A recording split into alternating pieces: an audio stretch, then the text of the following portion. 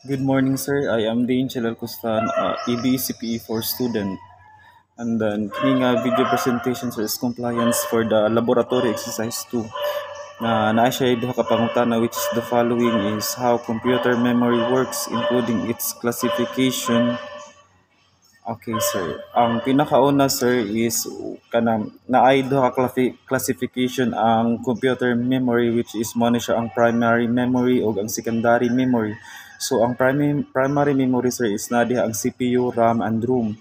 So ang CPU is gina-consider naman to siya as kanang brain of the computer. So ang RAM, ang isa pod nga memory storage sa computer, sir, sa primary is ang RAM or kuan random access memory. So kumbaga ang kaning RAM, sir, is holding area siya nga kanang holding area and then fast memory niya.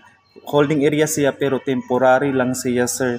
While ang kaning room or read only memory is ang permanent siya nga kuan sa computer memory but slow memory used to store essential system instructions. Kumbaga bitaw, sir, ang iyang ma-store ma-install lang, sir, is kuan kanita mga essential lang but dili kanang essential lang ang mga instructions ang iyang kaya i-store dito, dili kumbaga o not necessary nga kuan dili niya i-store.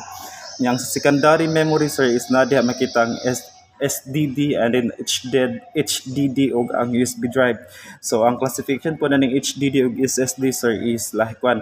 Ang HDD, sir, is slower siya pero larger kanang dako siya bitaw ma-store og data, while ang sa USSD, sir, is faster siya pero kanang limited lang bitaw siya mag-store og data dito.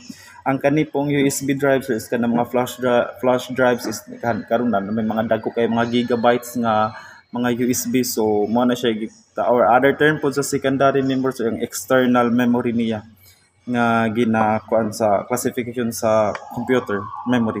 That's all, sir. Thank you. Good morning.